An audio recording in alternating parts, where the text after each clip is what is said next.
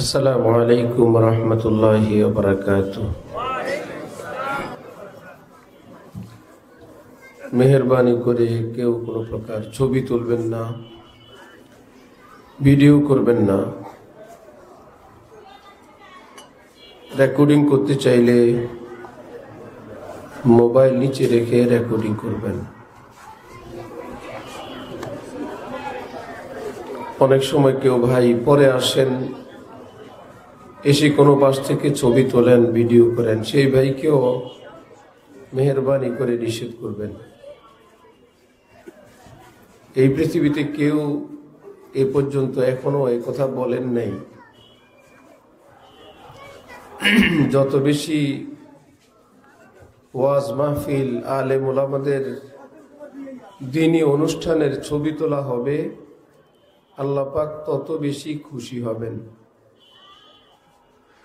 ছবি তোলা সওয়াবের কাজ, ছবি তোলা মুস্তাহাব, ছবি তোলা নফল। ছবি তুললে সওয়াব হয়, কেউ বলছে দুনিয়াতে? ছবি তুললে গুনাহ হয়, এটা কি শুনছেন জীবনে? তাহলে দুই রকম কথা হয়ে গেল না? কেউ তোলে, কেউ আবার নিষেধ করে। এই ক্ষেত্রে ইসলামের বিধান হলো, শরীয়তের বিধান হলো, কোনো বিষয় যদি এরকম হয়, ফতোয়া দুই রকম আসে। সেটা আমরা কি করব? হযরত থানবী বলেন, বিষয়টা যদি ফরজের হয়, ওয়াজিবের হয়, তাহলে তো তোমার কোনো না কোনো একটা দিক মানাই লাগবে। বিষয়টা ফরজ ওয়াজিবের মতন কোনো বিষয়, তখন কোনো না কোনো পক্ষের আলেমদেরকে তোমার মেনে এর উপর আমল করতে হবে। যাদের ফতোয়া, তুমি যেই মাযহাবের হও, যাদের অনুসারী হও, তাদেরটা মেনে নিবা। আর যদি এইরকম বিপরীত ফতোয়া হয়, কোনো ফরজ ওয়াজিব না, সাধারণ কোনো বিষয়ে, তাহলে ইসলামের সিদ্ধান্ত হলো ওই বিষয় থেকে বিরত থাকা। কেউ বলে জায়েজ, কেউ বলে হারাম। তাহলে আমার আপনার জন্য নিরাপদ কোনটা? ছবি তোলা নিরাপদ না না তোলা নিরাপদ? ঝামেলা শেষ। দুইটা গ্লাস আছে কিংবা দুইটা মিনারেল ওয়াটারের বোতলে পানি আছে, এক বোতলে সকলে বলল এটা একদম ফ্রেশ, আরেকটা বোতলে কেউ বলে ফ্রেশ, কেউ বলে পেশাব আছে। সবাই পেশাবের কথা বলে না, কেউ কেউ বলে 2 ফোঁটা পেশাব আছে ভিতরে, আবার অনেকে বলে ফ্রেশ। পাশে আরেকটা বোতল, সবাই বলে ফ্রেশ। তাহলে আপনি কোন পানিটা পান করবেন? যেটা সকলে বলে সেটা কি না? কেন অপরটা কি ফ্রেশ বলার লোক নাই? সেটা করেন ভাই। ফ্রেশ বলার লোক আছে, ঝামেলা বলার লোকও তো আছে, দরকার কি? আইটেম বাদ দেন, যেটা ফ্রেশ সেটা করি। ছবি যদি কেউ নাই তোলেন, ওয়াজের, মাহফিলের, হুজুরের, পৃথিবীর কোনো আলিম কি বলছেন গুনাহ হবে? ছবি না তুললে গুনাহ হবে কেউ বলছেন?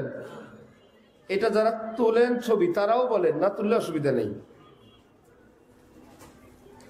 যে আলেমরা ছবি উঠান, ভিডিও করেন, তাদের কাছে গিয়ে বলবেন, হুজুর আমি যদি সারা জীবনে কোনো ওয়াজের ছবি না তুলি, আপনাদের মতন ভাইরাল হুজুরদের, আমার কোনো গুনাহ হবে হুজুর? উনি বলবেন না, কোনো গুনাহ হবে না।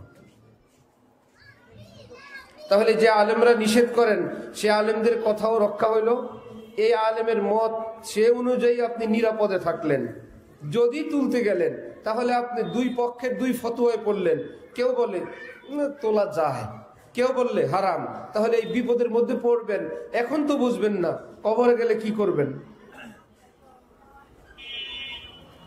এজন্য এক আলেম বলছিলেন অমুসলিম ভাইদেরকে যে, ভাইয়েরা কালেমাটার সাথে রাখেন। আমরা বলি কিয়ামত আছে, পরকাল আছে, আপনারা বলেন নাই। কোরআন হাদিসের দলিলের বাইরে যৌক্তিকভাবে জিজ্ঞাসা করি, যদি আমরা পরকালে গিয়ে দেখি, কবরে গিয়ে দেখলাম আসলেও কবরে হিসাব নিকাশ নাই, তাহলে আপনারা বাঁচবেন, আমরা কি বাঁচবো না? কি ভাই, আমরা বাঁচবো কিনা? যদি আপনাদের কথাই ঠিক মনে করেন, কবরে কোনো হিসাব নিকাশ নাই, জান্নাত জাহান্নাম নাই, আপনারা আমল করেন নাই, নাই বলে, আছে বলে আমরা করছিলাম, গিয়ে দেখলাম আসলে কবরে কিছু নেই খামাখা, তাহলে আপনারাও রক্ষা পাবেন, আমরাও নাই তো কিছুই। এটা আপনারটা যদি ঠিক হয় তাহলে আপনিও বাঁচবেন, আমিও বাঁচব। ঘটনাক্রমে যদি আমাদেরটা ঠিক হয়, আমরা তো কালেমা পেশ করব, যা কিছু আছে এটা পেশ করব, এই উসিলায় আমরা নাজাত পাবো, আপনি কি করবেন? সুতরাং সতর্কতা স্বরূপ ঈমানটা রাখেন। আমাদেরটাও যদি ঠিক হয় তাও মুক্তি পাবেন। কমলাপুর থেকে চট্টগ্রামে ট্রেনে যেতে একজন বললেন 300 টাকা লাগে, আরেকজন বললেন 500 টাকা লাগে। ঘর থেকে বের হবে জ্ঞানী মানুষ 300 নিয়ে না 500 নিয়ে? 300 বলার লোক আছে না? সমস্যা কি? বলে যদি আপনারটা ঠিক হয় 300 দিয়ে যাব, 200 পকেটে থাকবে। আর যদি 500 হয় তো 500 আছে, আমি আটকাবো না, ব্যবস্থা আছে। 300 নিয়ে গেলাম, গিয়ে দেখলাম 500 লাগে, শেষে তো বিপদ। তাহলে ইসলামের বিধান কোনটা নিরাপদ সেটাই থাকো, কোথাও ঝামেলা নাই। 1400 বছর পর্যন্ত ছবি তোলা হারাম ছিল। এ বুখারী শরীফের হাদিস, মুসলিম শরীফের হাদিস। আলিয়া মাদ্রাসাও পড়ায়, কওমি মাদ্রাসাও পড়ায়, গ্রামের মাদ্রাসায়ও পড়ায়, শহরের মাদ্রাসায়ও পড়ায়। শাফিরাও পড়ায়, হানাফিরাও পড়ায়, হাম্বলিরাও পড়ায়, আহলে হাদিসও পড়ায়। নবীজি বলেন, যে ছবি তুলবে আল্লাহর গজব তার উপরে, আল্লাহর লানত তার উপরে। যে প্রাণীর ছবি অঙ্কন করবে সে জাহান্নামে যাবে। যে প্রাণীর ছবি তুলবে আল্লাহ পাক তাকে বলবেন, আমিও সৃষ্টিকর্তা, আপনিও সৃষ্টিকর্তা সাহেব, দাঁড়ান, আমি যা সৃষ্টি করেছিলাম সেগুলোতে আমি রূহ দিছিলাম, আপনি যেটা সৃষ্টি করলেন দেখতে তো প্রাণীর মতোই দেখা যায়, রূহ দেন, তারপরে সামনে আগাবেন। তাহলে কি ছবি তোলা নিরাপদ না না তোলা নিরাপদ? যেখানে প্রয়োজন পাসপোর্ট, আইডি সহ ইত্যাদি, এই ইসলাম যে ইসলামে নিষেধ করছে সেই ইসলামের পক্ষ থেকে পারমিশন। যেখানে না হলে নয় সেখানে তুলতে পারবে, আমাদের তো আর সমস্যা নেই। ইসলামের পক্ষ থেকেই বিধান, যেখানে না তুললে নয় সেখানে ছবি তোলা যাবে। এটা কি আলেমদের বানানো কথা না ইসলামের কথা? মরা গরুর গোশত খাওয়া কি জায়েজ না হারাম? যার খাবারের কিছু নাই, ঘরে নাই, ধার করে নাই, বাকিতে নাই, এমন এলাকায় কোনোই খাবার নাই, পাশে একটা মরা গরু আছে, তারা সকলেই মরার উপক্রম, ক্ষুধার তাড়নায়। ইসলামের বিধান, ওই মরা গরুর বডি থেকে অল্প একটু গোশত কেটে এনে ঘরে রান্না করো, রান্না করে জীবন বাঁচানোর পরিমাণ ফ্যামিলির ক্ষুধার্ত সদস্যরা খেয়ে আজকে জান বাঁচাও। এই যে পারমিশন হইল, মৃত্যু পর্যন্ত মরা গরুর গোশত খাওয়া জায়েজ হয়ে গেছে ওই বেলার জন্য। আগেও হারাম ছিল, পরেও হারাম, মধ্যখানে বিপদের জন্য, বিপদ থেকে মুক্তির পরিমাণ অনুমতি। ছবি হারাম ছিল, ছবি হারাম, যেখানে উপায় নাই। আপনি গেছেন এয়ারপোর্টের ভিতরে, এয়ারপোর্টে সিসি ক্যামেরা বন্ধ করে দিবেন না? আমি হুজুর কেবলা আমার জন্য ক্যামেরাগুলো সব অফ করে দেন।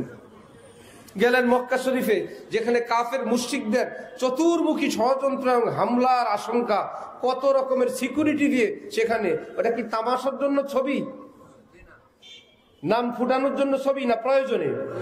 প্রয়োজনে। একবার শিয়ারা মক্কা শরীফে জানাজা হয়, খাটে করে লাশ নেয়, জানাজার খাটের ভিতরে কাফনের সিস্টেম করে অস্ত্র নিয়ে ঢুকছে ভিতরে। 4 জনে খাট কাঁধে করে নিয়ে গেছে, জানাজা হবে, আগের থেকে সব ভিতরে রেডি। লাশ নিল, কাপড় উল্টায়া, তারা তো ছিলই, অস্ত্র হাতে নিয়ে ভিতরে বিদ্রোহ।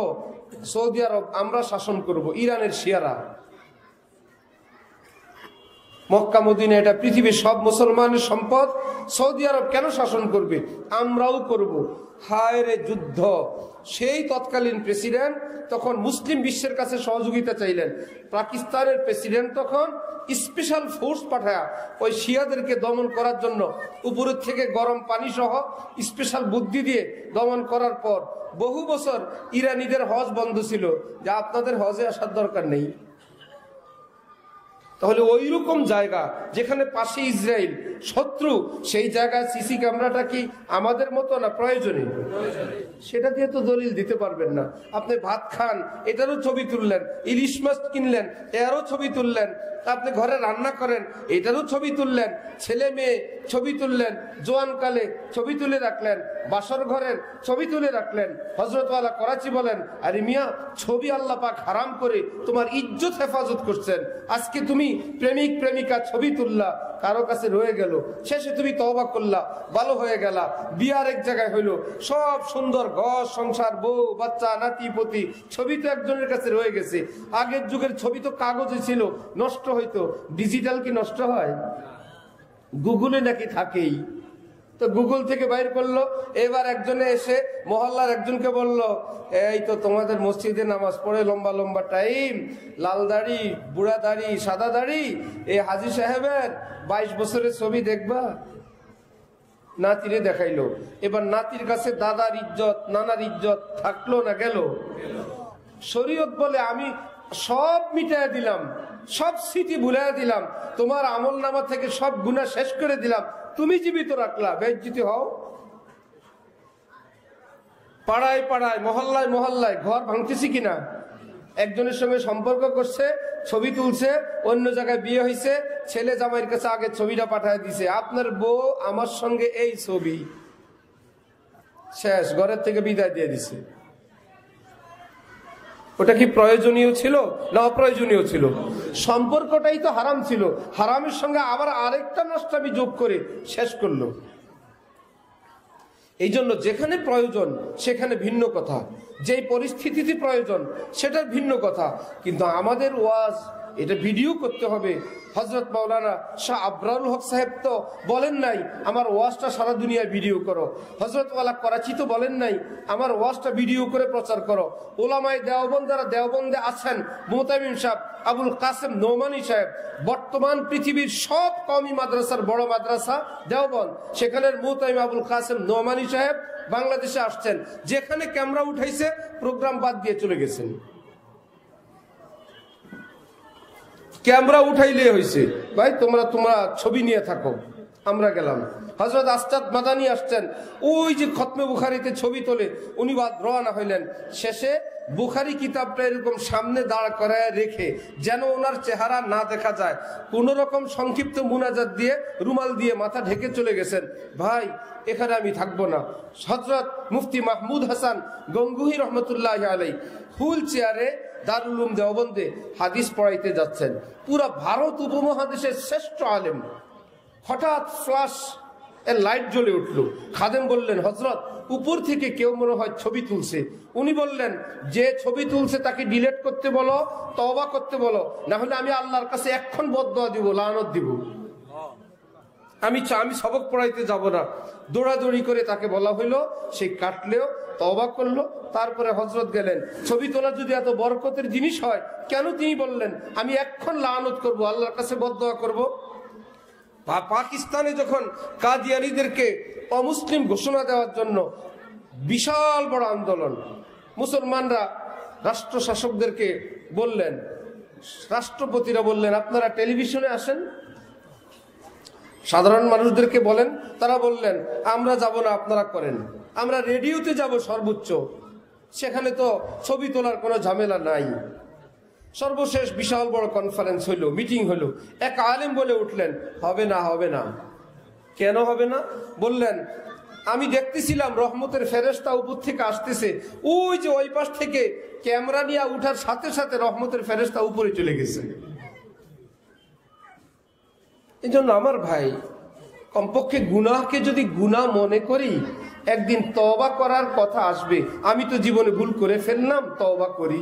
আর যদি গুনাহকে গুনাহই নাই জানেন, ডায়াবেটিস রোগী যদি নাই জানে তার ডায়াবেটিস, তার ক্ষতি কি অল্প হয় না বেশি হয়? টের পায় যখন বাংলাদেশ লাল দেখে। কি ব্যাপার, ডায়াবেটিস বেড়ে রক্তনালীতে রক্ত জমে গেছে, এখন শেষ, এখন মরণাপন্ন। সময় মতন যদি জানে, সতর্ক থাকে, যদি একটু মিষ্টি খেয়ে ফেলে ওষুধ 2টা খায়, অথবা তিতে একটু বেশি খায়, অথবা উপবাস একটু বেশি থাকে, ওইটার বিরুদ্ধে কিছু করে নিজে বাঁচার ব্যবস্থা করে। আমি রুগী, রুগী যদি নাই জানে আমি রুগী, তার ক্ষতি বেশি হয়ে যায়। গুনাহ করে তো মুসলমান হাজার গুনাহ, যদি গুনাহ জানে তাহলে মনে করে থাক আমি তওবা করব, আজ করব কাল করব। যদি এটা জানাই না থাকে এটা যে গুনাহের কাজ, তাহলে তো মৃত্যু পর্যন্ত তওবা করবে না। আর গুনাহকে যদি গুনাহ মনে না করে, জেনে বুঝে যদি হালাল মনে করে, তাহলে তো ঈমানের আশঙ্কা। আল্লাহ আমাদেরকে দ্বীনের বুঝ দান করেন। এই জন্য আমাদের শেখ হযরত ওয়ালা ঢালকানগর বলেন, ভাই শরীয়ত এমন স্পষ্ট দলিলের ভিত্তিতে যে কেউ বলতে পারবে, তেলাওয়াত করলে আল্লাহ খুশি হন, দান করলে আল্লাহ খুশি হন, হজ উমরা করলে খুশি হন, ওয়াজ নসিহত করলে শুনলে আল্লাহ খুশি হন। যে কোনো ছোট্টখাটো আমল, বড় আমল, এটা বলা যায়। এটা এমন যে ছবি তোলা যদি আমল হয়, আপনিও বলেন আল্লাহর কসম ছবি তুললে আল্লাহ খুশি হন। আমরা তো বলবো হাদিসের আলোকে আল্লাহর কসম ছবি তোলা গুনাহে কবিরা হারাম। আপনার সাহস থাকলে বলেন। হযরত আব্দুল্লাহ ইবনে আব্বাস রাদিয়াল্লাহু আনহুমা শ্রেষ্ঠ মুফাসসির, একজন ব্যক্তি এসে ওনার কাছে বললেন, হুজুর আমি তো ছবি তুলে খাই, ছবি অঙ্কন করি আর এটা দিয়েই ব্যবসা করি। সাহাবীর যুগের মানুষ, কমপক্ষে তাবিঈ। সেই লোক বললেন আমি কি করব?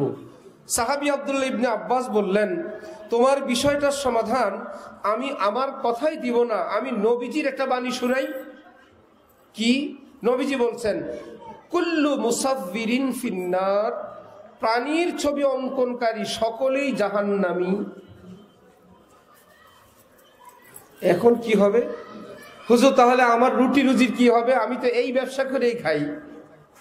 তিনি বললেন, ইন কুনতা ফাইলান, যদি তুমি এই কাজ করতেই হয়, আর কোনো উপায় তোমার নাই থাকে, তাহলে এক কাজ করো, ফাসনাইশ হাজার, গাছের ছবি আঁকো, একটা বিল্ডিং এর ছবি আঁকো, যেগুলোর প্রাণ নাই, প্রাণী না, এমন ছবি, সুন্দর সুন্দর ছবি অঙ্কন করে তুমি ব্যবসা করো।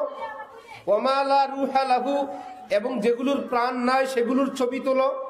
এর থেকে ফুকাহায়ে কেরাম, মুফতিয়ানে কেরাম বলেন, ওফো, ছবি তোলা হারাম মানি প্রাণীর ছবি হারাম, গাছের ছবি, কিসের ছবি, পুকুরের ছবি, বিল্ডিং এর ছবি, কোন প্রাসাদের ছবি, চেয়ারের ছবি, সোফার ছবি, হান্ডি পাতিলের ছবি, সুকেসের ছবি, অর্থাৎ প্রাণী না এমন সকল বস্তুর ছবি কি হারাম। যদি এরকম কোন জায়গায় হয়, আলেম ওলামারা বলেন যে কোনো প্রয়োজনে কোথাও উঠে গেছে, কেউ করে ফেলছে, রাখতে হয়েছে, তাহলে ওই ছবি, ওই প্রাণীর চেহারার অংশটা যদি কেউ ঢেকে দেয় তো হারাম থেকে বেঁচে যায়। কারণ চেহারা ছাড়া কোনো প্রাণী হয় না, ওইটাকে ঢেকে দিছে কোনো কালার করে। হযরত ওয়ালা করাচি, আমাদের দাদা পীর জিঞ্জিরায় গেলেন। হযরতের এক মুরিদের বাসায় বেসিনের মধ্যে টাইলসের মধ্যে চিংড়ি মাছের ছবি লাগানো। হযরত বললেন যে ভাই তুমি আমার সঙ্গে সম্পর্ক রাখো, আবার তুমি এখানে ছবি তুললা, ছবিওয়ালা জিনিস লাগাইলা। তিনি বললেন, হযরত আমি খেয়াল করি না, আমার ছেলে টাইলস লাগাইছে, এর মধ্যে এই ছবি লাগাই ফেলছে, আমি এক্ষুনি ভেঙে ফেলতেছি, এই টাইলস আমি এখনই ভাঙবো। হযরত ওয়ালা করাচি বললেন যে ভাই তুমি এই টাইলস ভাঙলে তোমার ছেলে বলবে কি যে একজন পীর সাহেব আসছে আমাদের বাড়ি ভেঙে দিয়ে গেছে। কোনো প্রয়োজন নাই, টাইলসের জায়গায় থাকুক, সুন্দর কোনো রং এনে ওই চিংড়ি মাছের মাথার অংশটা এমন ভাবে তুমি সমান কালার করে দাও, টাইলসও যাতে না ভাঙে, ছবিটা যাতে হারাম না থেকে হালাল হয়ে যায়। মাথাটাকে ঢেকে দাও। কোন রুমে যদি প্রাণীর ছবি থাকে, পিছনে আওয়াজ বন্ধ করো, এত কাছে এত জোরে কথা বলে কেন? কোন রুমে যদি কোনো প্রাণীর ছবি থাকে প্রকাশ্যে টানানো, ওই রুমে আপনার আমার কোনো ইবাদত, বিশেষ করে নামাজ কবুল হবে না।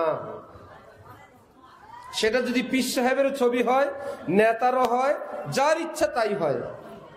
প্রকাশ্যে, কথা খেয়াল রাখবেন, গোপনে তো ছবি আমাদের পকেটেও থাকে। থাকে না? সবার পকেটে ছবি আছে কিনা? টাকা থাকলেই ছবি আছে। প্রাণীর ছবি তো সকলের পকেটে আছে। শরীয়তের ফতোয়া দুই জায়গায় দুই রকম, খোলা হইলে একরকম, গোপন হইলে আরেক রকম, বাহিরে হইলে একরকম, ভিতরে হইলে ফয়সালা আরেক রকম। পেশাব পায়খানা বাইরে হইলে উজু শেষ, পেটের ভিতর থাকলে উজু আছে। পেটের ভিতরে আছে না কিছু, উজু কি শেষ হয়ে যায়? না, আছে। ওটা সহায় নামাজ পড়া যাবে, এটা বের হইলে শেষ। কোরআন শরীফ নিয়ে ওয়াশরুমে প্রবেশ করা যাবে, সূরা নিয়ে কোরআন বাথরুমে প্রবেশ করা যাবে না। কোরআন শরীফের একটা পৃষ্ঠা, একটা লাইন কিছু নিয়েই আল্লাহ কোরআনের ইজ্জতে সম্মানার্থে কোনো ওয়াশরুমে বাথরুমে যাওয়া যাবে না। তাহলে 30 পারা কোরআনের হাফেজ যারা, এরা কেমনে যায়?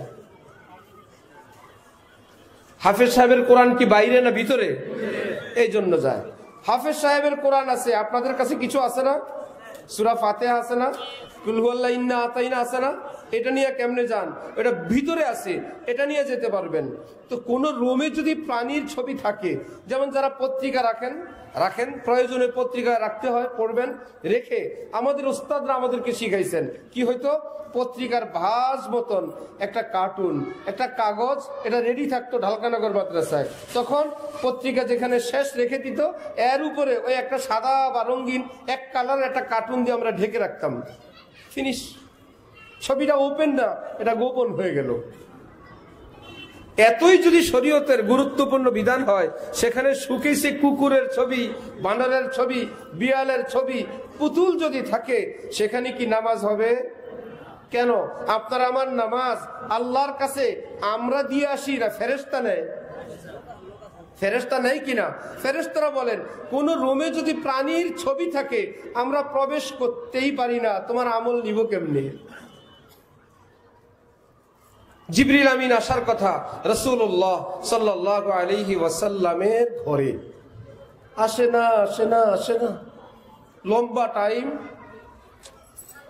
নবীজি বললেন, আয়েশা, ফেরেশতারা তো ওয়াদা খেলাফ করে না, যেমন কথা তেমন কাজ। যখন তখন আসার কথা, জিবরিল আসে না কেন? দেখো তো আমাদের ঘরের মধ্যে কোনো ঝামেলা নাই তো? খুঁজতে খুঁজতে পাওয়া গেল নবীজির ঘরের খাটের নিচে ছোট্ট একটা কুকুরের বাচ্চা কোন কোনা এসে বসে রয়েছে। নবীজি বললেন, ওটা বের করো তো। কুকুরের বাচ্চাটা ঘর থেকে বের করার সাথে সাথেই জিবরিল আমিন, আসসালামু আলাইকা ইয়া রাসূলুল্লাহ। নবীজি বললেন, মা মানাকা আন তাজুরুনা আকসারা মিম্মা তাজুরুনা। জিবরিল, আগে আসতে সমস্যা কি ছিল? আগে আসলেন না সময় মতন, ওয়াদা মতন। তিনি বললেন, নাহনু জামাআতুল মালাইকা লা নাদখুলু বাইতান ফিহি কালবুন আও সূরা। আমি জিবরিল না, আমাদের ফেরেশতার গোষ্ঠী সুদ্ধা সকলের একটা বিধান আছে। সেই বিধানটা হলো, কোন ঘরে যদি কোনো কুকুর থাকে, সেই ঘরটা যদি নবীর ঘরও হয়, কোন ঘরে যদি কুকুর থাকে কিংবা কোনো প্রাণীর ছবি থাকে, আমরা রহমতের ফেরেশতা সেই ঘরে প্রবেশ করতে পারি না। এটা আল্লাহর পক্ষ থেকে আমাদের পাসওয়ার্ড দিয়ে লক করা। আমি কেমনে আসবো? আমি কি আর আমার জোরে চলি? আমার তো জোর কম না। আপনি শ্রেষ্ঠ নবী, আপনার পাওয়ারও তো কম না, কিন্তু আল্লাহর পাওয়ারের সামনে কোনো ক্ষমতা আমাদের আছে? তিনি অফ করে রাখছেন। আমিও জানি ওয়াদা, আপনিও জানেন ওয়াদা, কিন্তু অগ্রসর তো হইতে পারি না। কুকুরের বাচ্চা যে করে। নবীজি কি জেনে বুঝে রাখছিলেন না অজান্তে?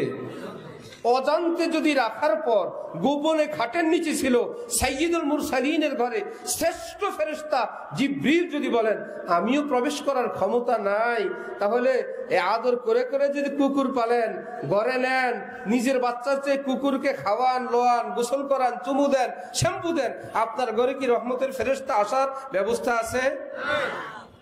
কুকুর না হোক যদি ছবি হয়, ওই ফেরেশতা একই সঙ্গে বলছিল না। আরেকদিন নবীজি তার ঘরে প্রবেশ করবেন, আম্মিজান হযরত আয়েশা তিনি বলেন নবীজির চেহারার দিকে তাকানো যাচ্ছে না, চেহারা মুবারক লাল হয়ে যেত। নবীজি যখন রাগ হইতেন, কি ব্যাপার, নবীজি কথা বলেন না কিন্তু ঘরেও আসেন না, কি মুশকিল। একটু পরে হযরত আয়েশা আম্মি জান বললেন, আল্লাহুম্মা ইন্নী আউযু বিকা মিন গাযাবিকা ওয়া গাযাবি নবিয়্যিক। আয় আল্লাহ, তোমার কাছে আমি পানাহ চাই তোমার অসন্তুষ্টি থেকে, তোমার নবীর অসন্তুষ্টি থেকে। আল্লাহ আমাদের বাঁচাও। আল্লাহ তুমি নারাজ হইলেও আমি শেষ, নবী নারাজ হইলেও আমি শেষ। আল্লাহ আমাকে রক্ষা করো। এইবার নবীজি বললেন, আয়েশা, তোমার ঘরের সামনে যে পর্দা, এই পর্দার মধ্যে এগুলো কি? ছোট্ট ছোট্ট প্রাণীর ছবি ছিল। ওই যারা প্রিন্ট করছে, ছাপাইছে, ওই ছাপানোওয়ালাদের ছাপানো কোনো ছবি ছিল কাপড়ের মধ্যে। আম্মি জান যখন বুঝছেন নবীজি রাগ গুসা তো আমার এই পর্দার কাপড়ে প্রাণীর ছবি, এই জন্য এক টান দিয়েছেন, নিয়াব দা বটি দিয়ে টুকরা টুকরা করে ফেলেছেন। এমন পর্দা, যেই পর্দা আমার নবী ঘরে আসবে না এমন পর্দার কাপড় লাগবে না। নবীজি যদি নিজের ঘরের পর্দা এইটুকুন ছবি থাকার কারণে তিনি প্রবেশ না করেন, আমি আপনি কি আরেকজন নবীর ব্যবস্থা করে ফেলছি? যে এই নবী শরীয়ত তো কড়া, পরে আমরা আরেকজন কাদিয়ানির ব্যবস্থা করছি। কি ভাইয়েরা, আমাদের নবীর শরীয়ত চলবে কি সময় শেষ না কিয়ামত পর্যন্ত? ওনার বিধান কিয়ামত পর্যন্ত চলবে কিনা, সেটাকে রহিত করার, বিপরীত করার, উল্টানোর, ক্যান্সেল করার এই ক্ষমতা পৃথিবীর কারো আছে? কারো নাই। তাহলে আমার আপনার এইটুকুন অনুভূতি তো থাকা দরকার যে হাসতে খেলতে এই যে তামাশার ছবি, এটা না। বাকি রইল বলবে, কিছু কিছু পণ্ডিত সাহেবরা বলে যে এই ছবি নবীজি নিষেধ করছেন সেটা তো তখনও হারাম, এখনো হারাম। আচ্ছা, তাহলে যেটা এখন তোলেন বলে এটা সেইটা না। বনি ইসরায়েলকে শনিবারে মাছ ধরতে নিষেধ করছিল, এই জন্য বনি ইসরায়েলের জাতিরা শনিবারে নিষেধ, মাছ ধরে না। শনিবারে আধার দেয়, আধার দিলে মাছ এদিকে আসে, আসলে পিছন দিয়ে বান দিয়ে রাখে। কি ব্যাপার? না আজকে মাছ ধরা নিষেধ, পরের দিন ধরে। আল্লাহ বলে এটাও তো একটা ধরা, শয়তানি আমার লগে করো। মাস পাল্টায় ফেলতো। মনে করেন ডিসেম্বরে যুদ্ধ করা নিষেধ, এখন ডিসেম্বর এসে গেছে, যুদ্ধ করা লাগে এক বংশের সঙ্গে, কি করা যায়? বলল না, ডিসেম্বরের আগামী মাসে, এখন এটা জানুয়ারি আগে, ডিসেম্বর পরে। সপ্তাহ পাল্টায় ফেলতো, মাস পাল্টায় ফেলতো। আইয়ামে জাহিলিয়াত বলে না, এই জন্যেই একটা মাস আসছে, যদি কোনো নিজেদের প্রয়োজন হইতো বলতো না এই মাস এটা পরেরটা। জানুয়ারি আসতেছে, এখন জানুয়ারি শুরু হয়ে গেছে, ডিসেম্বর, এইবারে ডিসেম্বর এক মাস পরে আসবে। অল্প দুঃখে তো আর আইয়ামে জাহিলিয়াত না, এমনি তো না। তো এই চালাকি করে অনেকে বলে যেই ছবি হারাম ছিল নবীজির যুগে, ওগুলো তো হাত দিয়ে আঁকতো, হাতে ছবি অঙ্কন করত, সেটা হারাম ছিল। এখন তো আর হাত দিয়ে আঁকে না। একটু বেশ কম হয়েছে না? আগে হাতে আঁকতো, এখন হাতে আঁকে না। নবীজির যুগের থেকে একটু বেশ কম হয়েছে। তো এখান থেকে ফাঁক ফোকর বাইর করে বলে ওইটা হারাম এখনো আছে, এই যুগেও হাতে ছবি আঁকা হারাম। বাকি রইল ফ্ল্যাশ মোবাইল দিয়ে ইত্যাদি দিয়ে টাচ দিয়ে ফুস করে যেটা উঠায় ফেলেন, এটা তো আর হাত নাই। আপনাদের কাছে প্রশ্ন, চুরি করা নবীর যুগে জায়েজ ছিল না হারাম ছিল? সেই যুগে চোরেরা ডিজিটাল চুরি করতো না, হাতে চুরি করতো। হাতে না, এই জন্য তো হাত কেটে দিত। হাত দিয়ে চুরি করছো, হাত কাটো। এখন একজনে আপনার বিকাশের থেকে টাকা চুরি করে নিয়ে গেছে, ধরা খাইলো। সে গিয়ে ইমাম সাহেবের কাছে বললো, আমি তো চুরি করি নাই, আমি তার টাকা দেখিও নেই, আল্লাহর কসম আমি তার টাকায় হাতও দেই নেই, তার টাকা দেখিও নাই। আসলেও তো বিকাশে মোবাইলে কি টাকা দেখছে? টাকায় হাত দিছে? টাকা দেখেও নাই, ধরেও নাই, হাতও দেয় নাই। তাহলে কি এই লোক চোর না? কেমনে চোর? সে টাকা দেখেও নাই, টাচও করে নাই। সবাই বলবে আরে মিয়া, চোরের অর্থ হইলো আরেকজনের সম্পদ নেওয়া। এ কি তুমি হাত দিয়ে নিবে না মেশিন দিয়ে নিবে, সেটা তোমার ব্যাপার। আগের যুগে হাত দিয়ে নিত, এখন মেশিনে মারো। চুরি অর্থ আরেকজনের মাল নেওয়া। পদ্ধতি তো কত কিছু পদ্ধতি নামবে, পদ্ধতি চেঞ্জ হয়েছে। আমারটা নিছো তো। কিয়ামতে কি এই বিকাশের চোর গৃহস্থের খাতায় উঠবে না চোরের খাতায় উঠবে? কেন? সে বলবে আমি হাত দেই না। বলে তোর হাত দেওয়া লাগবে না, এই লোকের টাকা তোর মালিকানায় গেছে, এটাই চোর। গতকাল কয়েক নেতার কথা শুনলাম, এরা নাকি নিজেরাই বলতো আমরা মানুষের থেকে টাকা নেই, চাঁদাবাজি করি, ওই টাকা তো আর আমরা খাই না। তখন আমার মনে আসলো, রে ওই যে হারাম খাওয়ার যে গল্প, এরা তো মনে করছে যে হারাম খাইলে কিয়ামতে আল্লাহর কাছে জবাব দিতে হবে। আমরা তো আর হারাম খাই না। এই খাওয়া মানে কি মুখ দিয়ে খাওয়া না ভোগ করা? খাওয়া মানে খাওয়া না। এই জন্য ওরা আবার বুদ্ধি করছে হারাম খাই না, খাই নিজের বাড়ি ভাড়া যেটা, ওটার থেকে চাল টাল কিনে খাই। চাঁদাবাজির টাকা এটা আবার ওই লাইনেই কোনো না কোনো কাজে লাগাই দিই। এক চাঁদাবাজ থেকে এলাকার থেকে উঠাই, নিজের দুষ্ট পোলা পান্ডে খাওয়াই। কিয়ামতে আল্লাহরে বলবো, আল্লাহ এই চাঁদার টাকা 1 টাকাও খাই নেই। চলবে? পুরানা ঘুষখোর হজ করে আসছে, এখন আসার পর জায়নামাজের মধ্যে বসা, অফিসের কাজের তদবিরের জন্য একজনে গেছে, গিয়ে দেখে হাজী সাহেব নামাজ পড়তেছেন। বললেন আমার তো এই কাজটা আপনি করে দেওয়া লাগবে, এরকম কিছু সামান্য টাকা পয়সা। ওই টাকা পয়সা কি সে তো বুঝছে, বুঝে বলল, দেখেন আমি হজে নিয়ত করে আসছি, আমি আর ঘুষের টাকায় হাত দিব না, ইনশাল্লাহ মৃত্যু পর্যন্ত আমার এটা পাকা নিয়ত। সেই লোক তো বারবার খুব বাড়াবাড়ি করে, শেষে বলল আপনার যদি একদম বেশি ঠেকা হয় আপনি জায়নামাজের নিচে রাইখা যান, আমি হাত দিতে পারবো না। ঠিক আছে তো? এটা সে বলবে আল্লাহ হজের পরে ঘুষের টাকায় হাত দেই নাই, হাত দেওয়া লাগবে? যেমনি খাও, খাইলেই হয়েছে। আরেক বুড়া মসজিদে থাকে সারাদিন রাত। ইমাম সাহেব জিজ্ঞাসা করছেন, দাদা খাওয়া দাওয়া চলে কিভাবে? আল্লাহ খাওয়ায়। বললেন আল্লাহ তো খাওয়ায়, একটা লাইন তো আছে। বললো কয়েকটা টাকা ব্যাংকে রাখছিলাম, ওখান থেকে কিছু লাভ আসে। ব্যাংকে রাখার টাকা, লাভের টাকা হালাল না হারাম? বললো হুজুর এটা দিয়ে ব্যবসা করলেও তো কিছু লাভ হইতো, আমি এখানে রাখছি, ওরা ব্যবসা করে, সেটা এত বুদ্ধি করা লাগবে না। একটা নারীর সঙ্গে সাক্ষী সম্বন্ধ সহ নির্ধারিত নিয়মে শুধু একটু খুতবা পড়বে আর কবুল করবে, হালাল। এই শুধু কবুল হয় নাই, খাতিরও আছে, সম্পর্ক আছে, তার মাও জানে, আমার মাও জানে, আব্বাও জানে, আম্মাও জানে, ফ্যামিলিও জানে, শুধু কবুল হয় নাই। হালাল না হারাম? ইসলামের প্রসেসে হালাল হয়, প্রসেসে হারাম হয়। 20, 30, 50 বছরের সংসার, ছেলে মেয়ে বুড়ো হয়ে গেছে, নাতিপুতির বিয়ে হয়ে গেছে, রাগের চোটে আপনি 1, 2, 3 বলছেন, শেষ। এটাই ইসলাম।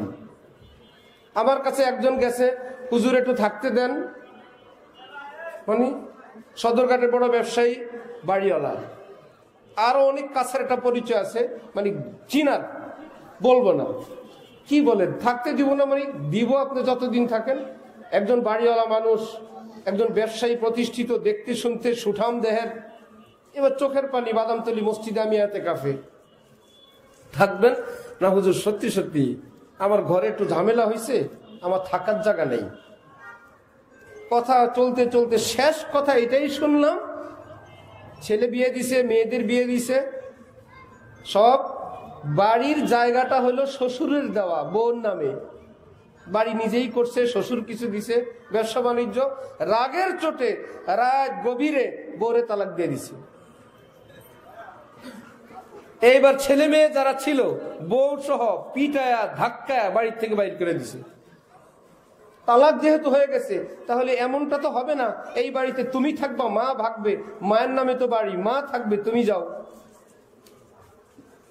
এখন রাস্তা রাস্তায় ঘুরে পরে বললো ইমাম সাহেবের বাসায় ছিলাম, ইমাম সাহেবের বউ পর্দা করে, বললো পর্দার ভিতর থেকে আমার এক মুঠ খাবার দেয়, সেহরি ইফতার, আমি এভাবে খাই, ওইভাবে জীবন কাটছে রমজানের বাকি দিন, আমাকে একটু থাকতে দেন। কি ব্যাপার? 1, 2, 3 রাগের চোটেই তো বলছিল। হ্যাঁ, রাগে বলুক, খুশিতে বলুক, এটাই ইসলাম। এই শব্দ মুখ থেকে বের করলেই শেষ। এখন ওই বুড়া মিয়া মসজিদওয়ালা বলল কিছু টাকা ব্যাংকে রাখছি, ওখান থেকে লাভ আসে, আল্লাহ খাওয়ায়। ইমাম সাহেব বললেন ব্যবসা করলে হালাল, এইরকম ফিক্স নির্ধারিত করে ব্যাংক কিংবা ব্যক্তির কাছে থেকে মাসিক টাকা এটা নেওয়া তো হারাম। ব্যাংকের এই আয় তো বাবা জায়েজ নাই। এইবার ওই বুড়া বলল মাসআলা আমাদেরকে শিখায়েন না, এটা আমরা জানি, হারাম যে জানা আছে। তো জানলে খান কেন? বলল জানি দেখেই তো অ্যাকাউন্টটা আমার নামে করি নাই, বোন নামে করছি। গুনাহ হইলে কার হবে? আসলে গুনাহ হইলে কি বোর হবে না স্বামীর হবে? কেন? অ্যাকাউন্ট তো বোন নামে। এইরকম নাম সাম দিয়ে আল্লাহরে বুঝানো যাবে তো ডিজিটাল ছবি ছবি না।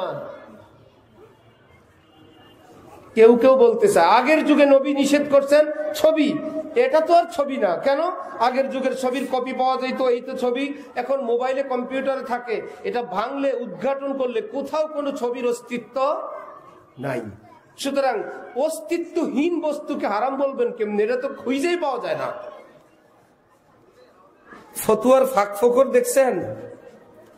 তখন আবার বিজ্ঞ আলেমরা বলেন কি, যেই জিনিসের অস্তিত্ব নাই সেটা কি এক জায়গা থেকে আরেক জায়গায় পাঠানো যায়?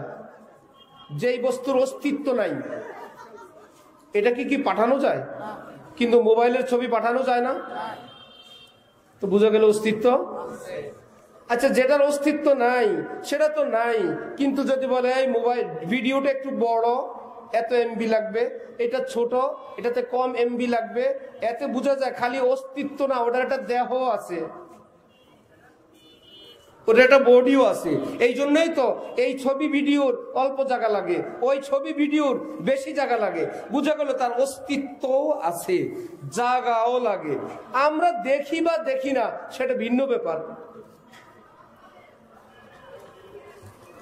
কি ভাইরা, কারো বুক ছিললে, সবটা অপারেশন করলে সে যে মুসলমান, কোন জায়গায় কালিমা লেখা পাইবেন? অস্তিত্ব পাইবেন? কিন্তু অস্তিত্ব কি নাই? কারো বুকের ভিতরে কি কুফুরি লেখা পাইবেন? এটা কাফের বুকের ভিতরে পাওয়া গেছে, এই বলি কি অস্তিত্ব নাই? যার কাছে অস্তিত্ব দরকার তার কাছে তো আছে। এক সময় হক্কানি উলামায়ে কেরামগণ, নতুন গ্যাস নামছে পৃথিবীতে, গ্যাসের বোতল বা ফসফস করে গ্যাস বাইর হয়, এই গ্যাস বিক্রি করা জায়েজ আছে কিনা আলেমদের কাছে ফতোয়া আসলো। আলেমরা তো আধুনিক জিনিস, এটার উপর ফতোয়া দেন, ওই বস্তু সম্পর্কে কাউকে জিজ্ঞাসা করেন এটা কি, সে যেমন বলে ফতোয়া তেমন হয়। কেউ যদি বলে হুজুর আমি আমার বউরে 1 2 3 বলে ফেলছি, হুজুর বলবেন তালাক হয়ে গেছে। এই লোকে যদি এই হুজুরের কাছে এসে বলে আমি বলছি 1 2 3 বলবো, বলছুনি না, বলবে বউ আছে। আবার তুই কি বললো, হুজুর 1 2 3 বলবো বলার পরে বলছি 1 বলে ফেললাম, বাকিটি বলে নাই, বললো প্রসেস করে রাখা যাবে। কথা যেমন ফতোয়া তেমন। এখন আলেমরা জিজ্ঞাসা করছে গ্যাস কি, বললো গ্যাস হইলো একটা বাতাসের মতো জিনিস, ধরা যায়? জি না। কি মুশকিল, একজনে দিতে পারবা? তখনও সিস্টেম চালু হয় নাই। না হুজুর বাইর হয় তো হয়, দেওয়াও যায় না, ধরাও যায় না, ওজন করা যায় না হুজুর, প্রশ্নেই। এখন ফতোয়া দিছেন গ্যাস বিক্রি করা জায়েজ নেই। কেন? যার কাছে বিক্রি করবেন তাকে তো আপনি বিক্রিত জিনিসটা দিতে হবে। ভাই এত টাকার গ্যাস দেন, তা আপনাকে দিতে হবে। এটা ধরতে পারেন না, দিবেন কেমনে? আকাশের পাখি বেচা জায়েজ আছে? এই যে পাখিটা আমাকে উঠানে উড়ে, এটা তোমার কাছে বেচে দিলাম, জায়েজ আছে? কেন নাই? ভাই তুমি বিক্রি করছো, দাও। দিতে পারবা না তো বেচতেও পারবা না। যেটা হস্তান্তর করা যাবে না সেটা বেচাও যাবে, বলে গ্যাস যেহেতু ধরা যায় না, ছোঁয়া যায় না, এটা বেচাও যাবে না। পদ্ধতি চেঞ্জ হইলো, এখন বললো গ্যাস ধরা যায়। জিন যেরকম বোতলে ভরে, গ্যাসও কিসে ভরে? ছোট বোতল 10-12 কেজির, এটা 27 কেজির, এটা 22 কেজির। এখন কি ধরা গেল না? ওজনও করা যায়, ধরাও যায়, হস্তান্তরও করা যায়। কম টাকা দিলে ছোট বোতল, বেশি টাকা দিলে বড় বোতল। এইবার ফতোয়া গেছে আলেমদের কাছে, হুজুর এইবার কি গ্যাস বেচা যাইবে? আলেমরা বললো কি করছো? বললো ছোট বোতল বড় বোতল সিস্টেম করছি, ধরার ব্যবস্থা করছি, মাপার ব্যবস্থা করছি, হস্তান্তরের ব্যবস্থা করছি। কি করা যাবে? বললো জায়েজ। যদি ছবির অস্তিত্ব নাই থাকে তাহলে তো ভাই হারাম হওয়ার কিছু নাই। কিন্তু এক জায়গা আরেক জায়গায় সেন্ড করে, কেউ বলে ডিলিট করে দিলাম, কেউ বলে এটা ভাই আমার এমবি অল্প, এটা লোড হচ্ছে না, কেউ বলে এমবি কম বেশি। বুঝা গেল ছবির অস্তিত্ব আছে, তুমি আমি দেখি আর না দেখি আল্লাহ দেখেন, বিজ্ঞানীরাও দেখে, বলে এটাতে জায়গা নাই। তাহলে ছবি তোলার এই চালাকির মাসালা বলে কোনো দরকার নেই। যেখানে প্রয়োজন সেখানে তুলবে, ওই প্রয়োজন পরিমাণ, মরা গরুর গোশত খাওয়ার পরিমাণ। যেখানে নাই, এই ছবি তোলার এই হারাম থেকে আল্লাহ আমাদেরকে, উম্মতকে দূরে আসার তৌফিক দান করেন। আল্লাহু আকবার। এক ছবি নিয়েই তো কথা শেষ নাকি? এটাও একটা বেধি। আমাদের মুসলমানদের অনেক কথা, অনেক ওয়াজ। আমি সংক্ষেপে কয়েকটা কথা বলি। আমার টাইম ছিল রাইট, আমি রাখছি 9টা পর্যন্ত। আমি বসে হাফেজ সাহেবকে বলছি আমি 9টা পর্যন্ত আছি। আমার ভাইয়েরা, কোরআন হাদিসের ওয়াজ অনেক, আলোচনাও অনেক, এগুলো আমাদের মনেও থাকে না। মোটা মোটা কিছু কথা সাহাবাই কেরাম নবীজির কাছে চাইতেন, ইয়া রাসূলুল্লাহ সংক্ষেপে কিছু বলেন তো, শর্টকাট। নবীজি আবার কখনো এরকম শর্টকাট কিছু বলতেন। এইরকম শর্টকাট কিছু কথা আমাদের সকলের জানা থাকা দরকার, মোটা মোটা কথা। কি সেই কথাটা? আমি যদি উদাহরণ দিয়ে আপনাদের কাছে জিজ্ঞাসা করি, ওযুর কয় ফরজ? একটু আওয়াজ দিয়ে বলতে হবে। কয় ফরজ? চেহারা ধোয়া, হাত ধোয়া, মাথা মসে করা, পা টাকনু সহ কয়বার করে এগুলো ফরজ? কয়বার? শাবাশ। একবার করে ধোয়া কি? 3 বার করে ধোয়া। মাথা 4 ভাগের 1 ভাগ মসে করা ফরজ। পুরো মাথা একবার মসে করা। মাথা কি 3 বার না 1 বার? মাথার আবার 3 বার করবেন না। মাথার সুন্নত হলো পুরাটা করার কারণে সুন্নত, আর ফরজ ছিল কি 4 ভাগের 1 ভাগ। পুরাটা করলে আপনার অন্য অঙ্গে 3 বারে যা, মাথার পুরাটা একবারে করলেই কি তা। কোন ব্যক্তি যদি চেহারা ধুইল 3 বার, হাত ধুইলেন 3 বার, মাথা মসেহ করলেন ঠিক মতন, কোন কারণে এক পায়ের অল্প একটু শুকনা রয়ে গেছে, ওনার কি উযু হইছে? এত 3 বার দিয়েও কি ওইটুকুনের কভার হবে না? বলে ভাই সুন্নত দিয়ে ফরজের কভার। আরেক বেচারা চেহারা 1 বার, হাত 1 বার, পা 1 বার, মাথায় হাতের তালুটা একটু ভিজা রাখছে, এটাই 4 ভাগের 1 ভাগ।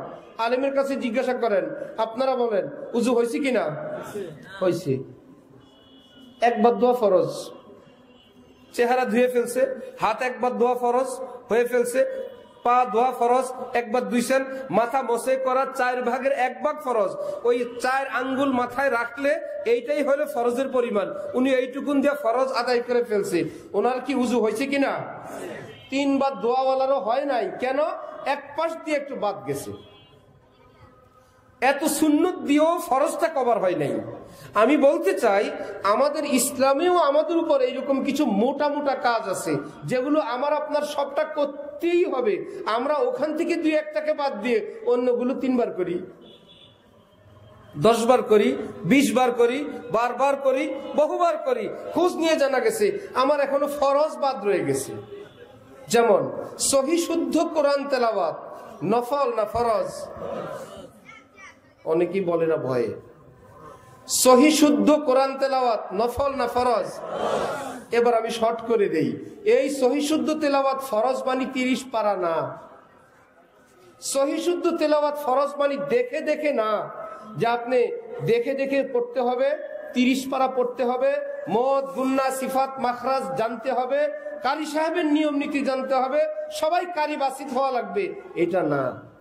কি ফরজ? তাহলে কোন আলিম থেকে যদি শুনে শুনে, আপনি চিনেন না আলিফ বা তাসা, শুনে শুনে কোন আলিম থেকে আপনি ফাতিহা ঠিক করে নিছেন, কুল হুয়াল্লাহ ইন্না আতাইনা ঠিক করে নিছেন, এরকম শুনে শুনে কিছু ইংরেজিও আমরা পারি, বিদেশি ভাষাও পারি, আল্লাহর কালামটা শিখে নেই।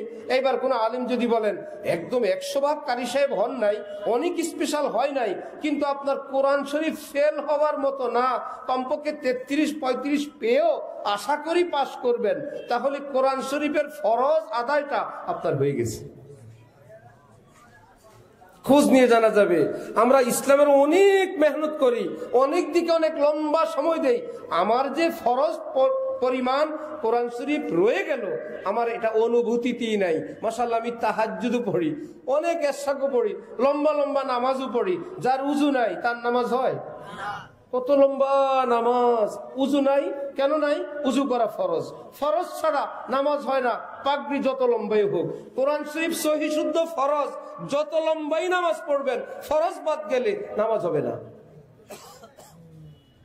যত সামনের কাতারেই পড়বেন, যত ভোর রাতে আপনি উঠেন না কেন, যতই ভান করেন, কাজ হবে না। তাহলে এই রকম ভুলের মধ্যে আমরা আছি কিনা? সহি শুদ্ধ করে নেন, কোনো বয়সের বাহানা দিবেন না, বলবেন না আমার শরম লাগে। রিক্সাওয়ালার কাছে, তরকারিওয়ালার কাছে 90 টাকার তরকারি কিনে 100 টাকার নোট দিলে মিসকিনের মতন হাত পেতে থাকেন 10 টাকার জন্য, তখন আর শরম লাগে না, হাত পেতে থাকে। ওই বেটা দেয় আর এই জমিদার সাহেব 10 টাকা নেয়, বলে এই 10 টাকার জন্য আমি তার কাছে হাত পাতবো? নেও, বলে হাত পাতে নেয় না, ওই লোক দেয় এমনি নেয়। কোনদিন বলে না আমার হাত পাততে লজ্জা লাগে 10 টাকার জন্য, আমার টাকা আমি নিব, আপনার টাকা আপনি নেন, লজ্জার বিষয় আসলেও না, নেন। যেখানে লজ্জার বিষয় না, আপনি তো করেন না, কিন্তু আপনি কোন আলেম, কোন নায়েবে রাসূলের কাছে গিয়ে তাও আপনি একদিন শিখেন আলহামদুলিল্লাহ, আরেক দিকে আর রহমান আর রহিম মালিক ইয়াউমিদ্দিন, তাও দেখে দেখে না, শুনে শুনে হুজুরকে শোনান। এই ট্রেনিং অবস্থায় আপনি আল্লাহর কাছে বলেন, আল্লাহ আমি তো এলমি দিন শেখা আরম্ভ করছি, আমার মা বোনরা যারা আলেম ওলামা স্ত্রীরা আছেন তাদের কাছে গিয়ে শিখেন। আল্লাহর কাছে বলেন, আল্লাহ আমি তো ইসলামের একজন দ্বীনী তালেবে ইলম, একজন নারী ছাত্রী হিসাবে আমার নাম লেখাইছি, দিনভর ফাঁকে ফাঁকে আলহামদুলিল্লাহি রাব্বিল আলামিন। যারা পারে তাদেরকে শোনায় আলহামদুলিল্লাহি, বারবার মস্ক করে। এই জীবনের এই ট্রেনিং অবস্থায় যদি তার মৃত্যু হয়, আল্লাহ পাক তাকে শহীদের মর্তবা দান করবেন। ছাত্র হয়ে যান, এইবার শিখেন হুজুর ওযুর ফরজ কয়টা, একদিন শিখে নিলেন। আরেকদিন হুজুর গোসলের ফরজ কয়টা, শিখে নিলেন। আরেকদিন শিখলেন হুজুর তায়াম্মুমু করা লাগে, শিখলেন। হুজুর সফরে গেলে নামাজ কেমনে, শিখলেন। আমার ভাইয়েরা, রাজনীতির সময় আছে, মিটিং মিছিলের সময় আছে, টিভি ডিশের সময় আছে, স্বামী স্ত্রীর বক বক ঝগড়া বিবাদের সময় আছে, সবটা সময় আছে। 20 মিনিট সময় আল্লাহ দ্বীনের জন্য বের করা যায় না, আল্লাহকে ডাকার জন্য বের করা যায় না? সবই আমার আপনার গাফলতি हो रही है। उम्र मिसले बर्फ कम, चुपके चुपके रफ्ता रफ्ता, दम बदम सांस है एक रह रवे मुल्के आदम, दफातन एक रोज ये जाएगा थम। কেউ কোনোদিন ভাবছি আমরা আজকের আমাদের মাহফিলের বড় আয়োজক আমাদের হাজী আলম সাহেব মাহফিলে থাকবেন না? আমাদের সভাপতি সাহেব, সকলের প্রিয় ব্যক্তি, আলেম ওলামা, সমাজের সকল মানুষের। আগের দিন আমাকে ফোন করে বলে, হুজুর খাবার খাওয়া লাগবে। আমি বলি না, আমার তো আরেক জায়গায় প্রোগ্রাম আছে আপনার পরে। না হুজুর, আমরা আপনার মহব্বত করি, আপনার খানে খাবার খাওয়া লাগবে। ফেরেশতারা তো জানে খাবারের দাওয়াত তুমি দাও, তুমি তো দুনিয়ায় থাকবা না, তুমি তো কবরে থাকবা। আল্লাহ ওনার কবরকে জান্নাতে টুকরো বানায় দেন। আল্লাহ ওনার কবর আজকের এই মাহফিলের সমান সওয়াব আল্লাহ ওনার কবরে পৌঁছে দেন। কে জানতো? এই জন্য বরফের মতো আমার আপনার জীবনটা নিঃশেষ হইতেছে, গলতেছে, কিন্তু আমি আপনি যাচ্ছি কই, কোন দিকে যাচ্ছি? আয়েতে কিস কাম কো क्या कर चले तुहमते चंद अपने सर पर धड़ चले, वहां से पर्चा भी ना लाए साथ में, यहाँ से समझाने को दफ्तर ले चले। আসছি তো কোনো কাজের জন্য, আল্লাহকে ডাকার জন্য। এই জন্যই তো রব্বুল আলামিন আমার আপনাকে আল্লাহর মহব্বতের উপযুক্ত করে তিনি বানাইছেন, সেজদার উপযুক্ত করে বানাইছেন, জিকিরের উপযুক্ত করে বানাইছেন। এই জন্য আল্লাহ দ্বীনের উপর চললে মনে ভালো লাগে। কেন? যে যার চাহিদা পূরণ করে তার কাছে ভালো লাগে। আল্লাহ আমাদের দেহকে মনকে বানাইছেন এভাবে, নামাজ পড়লে ভালো লাগে, ভালো লাগে না? মুনাজাত করলে, চোখের পানি ফেললে, এ কি আশ্চর্য বলেন? এই তোমার দেহটার ডিজাইন এই, তার চাহিদাই এই, তাকে জিকির দিবা সে পছন্দ করবে। চোখ থেকে পানি পড়া তো দুঃখের ব্যাপার। কেউ মুনাজাতে কাঁদছে, যে কান্না করছে তাকে জিজ্ঞাসা করেন, সে বলবে অন্তরটা ঠান্ডা হয়ে গেছে। কি ব্যাপার, আপনি এত দুঃখে কানলেন? আপনার তো কষ্ট পাওয়ার কথা। আর মিয়া কষ্ট, এটা মজার কান্না, এটা বুঝবে না। এই কান্না আসে না বলে কতজনে কান্দে। আরে যদি কানতে পারতাম, আয় খোসা চশমে কে আ গিরিয়ানে উস ওই হুমায়ু দিল কে আ বিরিয়ানে উস। জালালউদ্দিন রুমি বলেন, হে ওই চোখ, তুমি আল্লাহর জন্য অশ্রু ঝরাইতে জানো, তুমি বড় দামি চোখ, মুবারকবাদ তোমাকে, তুমি আল্লাহর জন্য অশ্রু ঝরাও। নবীজি বলেন, আল্লাহুম্মা ইন্নী আসআলুকা আইনাইনি হাত্তালাতাইন, আল্লাহ আমি দুইটা চোখ চাই, যেই দুইটা চোখ আপনার জন্য শুধু কানতেই থাকবে। কান্না এত দামি জিনিস। হযরত ইবনে আব্বাস আল্লাহর কাছে এত কাঁদতেন, চোখ থেকে পানি পড়তে পড়তে গালের উপর দুইটা রেখা হয়ে গেছিল, পানি পড়ার ড্রেনের মতন। হযরত ওমর কাঁদতেন। লোকেরা বলতো, আপনি তো আশারায়ে মুবাশশারা, দুনিয়া জান্নাতের সুসংবাদ প্রাপ্ত সাহাবী, আপনি কেন কাঁদেন? তিনি বলতেন, আরে সুসংবাদ তো নবীজি দিয়ে গেছেন, তারপরে জানি আমি হকের উপর আছি কিনা। আমি জানি সেই পথে আছি কিনা, ওমরকে জানি আল্লাহ মাফ করবেন কিনা। আবু বকর সিদ্দিক একটা কুকুর দেখলে, বিড়াল দেখলে, মাকলুক দেখলে কান্না করতেন আর বলতেন, আবু বকর যদি মানুষ না হইয়া এইরকম একটা প্রাণী হয়ে পৃথিবীতে আসতাম, কিয়ামতে আবু বকরের হিসাব দেওয়া লাগতো না। এখন তো মানুষ হয়ে আসছি, হিসাব তো দেওয়া লাগবে। আরে আবু বকরের কিয়ামতে কি উপায় হবে? আমার ভাই, জিন্দিগিকে কাজে লাগানোর চেষ্টা করি, দিন শিখি। যার স্ত্রী দিনদার, স্ত্রী থেকে শিখি। যার স্বামী দিনদার, স্বামীর থেকে শিখি। আর স্ত্রী এবং স্বামীকে আল্লাহ পাক একটা ঘর দান করছেন, সুন্দর দুইজন মানুষের মিলনে একটা সুসম্পর্কের মাধ্যমে সুখময় দাম্পত্য জীবনের জন্য একে অপরের দায়িত্ব, কর্তব্য, সম্মান, স্তর নির্ধারণ করে দিয়েছেন। এক দেশে কি প্রেসিডেন্ট দুইজন হয়? দেশটা যদি একটু বড় হয়, হয় দুইজন। ভারত কি আমাদের সমান না বহু বড়? প্রেসিডেন্ট কয়জন? কেন? কোরআন শরীফ আল্লাহ পাক বলে, তোকে প্রেসিডেন্ট তো প্রেসিডেন্ট, লাউকানা ফিহিমা আলিহাতুন ইল্লাল্লাহ, খোদাও যদি দুইজন হইতো। বলে আমি আল্লাহ ছাড়া যদি খোদাও দুইজন হইতো, লাফাসাদাতা, সংসার শেষ, আসমান জমিনের সংসার ধ্বংস হয়ে যেত। কারণ অভিভাবক একজন হওয়া লাগে। সংসার এবং ফ্যামিলির অভিভাবক কে? স্ত্রী না স্বামী? আমাদের কথা না, আল্লাহ বানাইছেন। স্বামীর পরে ওই ফ্যামিলিতে সবচেয়ে বেশি সম্মান মর্যাদা পাওয়ার কার? সন্তানের না স্ত্রীর? আল্লাহ দিচ্ছেন। হ্যাঁ, ক্ষেত্র বিশেষ স্ত্রীর ভূমিকা অনেক, ক্ষেত্র বিশেষ স্বামীর ভূমিকা অনেক। এই জন্য একে অপরকে সম্মান করার বিধান, একে অপরকে ছাড় দেওয়ার বিধান, একে অপরকে ভালোবাসার বিধান, একে অপরকে ক্ষমা করার বিধান আল্লাহ সুসম্পর্কের জন্য এটা রেখে দিয়েছেন। সবাই যদি বলে গ্রাম দেশের মতন বিচারে বসলে যদি বলে যে আমি আমার 1 হাত জমি ছাড়বো না, আরেক হাত জমি আমার লাগবেও না, বিচারকরা ঠিক মতো মেপে দেন, 1 ইঞ্চি আমি কারোটা চাই না, আমার থেকেও যেন 1 ইঞ্চি কারো কাছে না যায়, বিচার করতে পারবে? কারণ যতবার মাপে জমি একটু বেশ কমায়। আমিন যারা মাপে, যতবার সুতা টানে ততবার নতুন জায়গায় যায় খুঁটি। সিস্টেমে একটা মানতেই হবে আপনাকে। সুতরাং স্বামী স্ত্রী দুইজন যদি পাঠান হয়, ওই ঘরে তো সুখ নাই। একজন গরম হইলে আরেকজন ঠান্ডা হইতে হবে, একজন বাচ্চাদের উপর ক্ষুব্ধ হইলে আরেকজন আদর করতে হবে, একজন বেশি অপব্যয় হইলে আরেকজন মিতব্যয় হইতে হবে, একজন বেশি রাগী হইলে আরেকজন আদরওয়ালা হইতে হবে। সবটা মিলেই তো ঘরটা। কিন্তু কি হয়ে গেল, দিন না থাকার কারণে কোথাও তো স্বামী সে স্ত্রীর ভূমিকায়, কোথাও স্ত্রী স্বামীর ভূমিকায়। এই অশান্তি হইল আল্লাহ দিন না থাকার কারণে। আল্লাহ আমাদেরকে দিন বুঝার তৌফিক দান করেন। তাহলে সর্বশেষ আমি খোলাসা যে কথা বললাম, 10, 20 মিনিট, 30 মিনিট সময় আল্লাহর ওয়াস্তে আজকের পর থেকে দিন শিখার জন্য বের করার চেষ্টা করবো ইনশাআল্লাহ। আলেমদের থেকে জেনে নেবেন এই 30 মিনিট আপনি কোন কিতাব পড়বেন। হক্কানি আলেমদের থেকে জেনে নিবেন, হুজুর আমি তালিম করতে চাই কোনটা। এবার আলেম বলবেন 10 মিনিট বেহেশতি যাওয়ার। হুজুর 10 মিনিট? হ্যাঁ 10 মিনিট, বেশি না, মাত্র 10 মিনিট।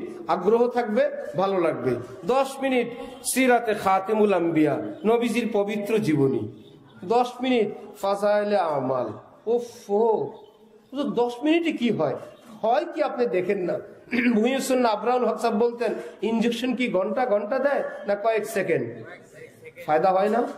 কেউ কি বলে স্যার এত কঠিন রোগের জন্য মাত্র কয়েক সেকেন্ডের ইনজেকশন 1 ঘন্টা ধরে দেন? কয়েক সেকেন্ডের ইনজেকশনে যদি ফায়দা হয়, 10-20 মিনিটের দিনই কোথাও ইনশাল্লাহ অনেক ফায়দা হবে। মাশাআল্লাহ সবাই শিক্ষিত। একদিন আপনার স্ত্রী পড়ুক, আমার বোন, আরেকদিন আপনার মেয়ে, আমার ভাতিজি, সে পড়ুক। সে পড়ে তাকে বলেন মা তুমি দোয়া করো। বাবা আমি তো দোয়া জানি না, কেমনে তো হাত তুলতে জানো না, তুলো, মনে মনে যা পারো বলো। মুনাজাত শেষ, আরেকদিন গিয়ে শিখান। আলেমরা বলছেন মুনাজাতের শুরুতে আল্লাহ পাকের হামদ পড়তে হয়। পড়ো মা আলহামদুলিল্লাহ রব্বিল, এটা আল্লাহ পাকের হামদ। নবীজির উপর দুরূদ শরীফ পড়তে হয়। পড়ো আল্লাহুম্মা সাল্লি আলা মুহাম্মদ ওয়া আলা আলি মুহাম্মদ, যে যেই দুরূদ শরীফ পড়েন, মা বাবা স্ত্রী, আল্লাহ পাকের হামদ এবং নবীজির দুরূদ দিয়ে মুনাজাত শুরু করতে হয়। আর মধ্যখান নিজের যত হালাল কামনা বাসনা আওয়াজে কিংবা বিনা আওয়াজে বলতে হয়। শেষে আবার একই জিনিস আল্লাহর হামদ নবীজির দুরূদ দিয়ে শেষ করতে হয়। এই দোয়া আল্লাহ পাক কবুল করে নেন। আওয়াজ দেওয়ার দরকার নাই। ওই ছেলেকে বলেন উপযুক্ত, বাবা তুমি মুনাজাত দাও, মা তুমি মুনাজাত দাও। দেখেন না ঘরের রং কতটা পরিবর্তন হয়। বলেন না আপনার স্ত্রীকে, আমার বোনকে, তুমি দাও মুনাজাত, একদিন আপনি দেন আমার ভাই। দিন আল্লাহর দিন, নূর আল্লাহর দিন, শান্তি। যেখানে আলো আসে অন্ধকারকে বলতে হয় না তুমি যাও। আলোর আঘাতে, আলোর প্রভাবে অন্ধকার অটোমেটিক দূরীভূত হয়। আলো না থাকলে অন্ধকারকে বলতে হয় না তুমি আসো, সে নিজেই আসে। আলো আসলে অন্ধকার নিজেই যায়, আলো না থাকলে অন্ধকার নিজেই আসে। সুতরাং আল্লাহ দিন ঘরে না থাকলে বদ্দিন প্রবেশ করবেই। ওই তালিমের মধ্যে দেখবেন তাদের চরিত্রের কথা আসবে, মাসালার কথা আসবে, এমন এমন কথা আসবে যেটা 1000 বার আপনি রাগে, গুসায়, ক্রোধে বলেও পারেন নাই। ওই তালিম থেকে সে ফায়দা হবে ইনশাআল্লাহ। আল্লাহ পাক এই সুন্দর এই এলাকার মধ্যে বহুদিন থেকে আমরা দেখে আসছি আলেমদের প্রতি, মাদ্রাসার প্রতি, ওলামায়ে কেরামের প্রতি যে একটা শ্রদ্ধা ভক্তিওয়ালা একটা এরিয়া, আল্লাহ পাক যেন এটা কিয়ামত পর্যন্ত যেন বহাল রাখেন। এর বারাকাত যেন আল্লাহ পাক বাড়ি বাড়ি, ঘরে ঘরে, পরিবারে পরিবারে দান করেন। সকলের মধ্যে পরস্পর মিল মহব্বতের সঙ্গে আল্লাহর মহব্বত নিয়ে আমাদেরকে জীবন যাপনের তৌফিক দান করেন। বিশেষ করে আমাদের মরহুম হাজী সাহেব, হাজী আলমগীর সাহেব, আলম সাহেব, আল্লাহ পাক ওনার জীবনের কোনো ভুল বিচ্যুতি হয়ে গেলে আল্লাহ মাফ করে ওনাকে জান্নাতের উঁচু মাকাম আল্লাহ পাক দান করেন। ওয়া আখিরু দাওয়ানা আনিল হামদুলিল্লাহি রাব্বিল আলামিন।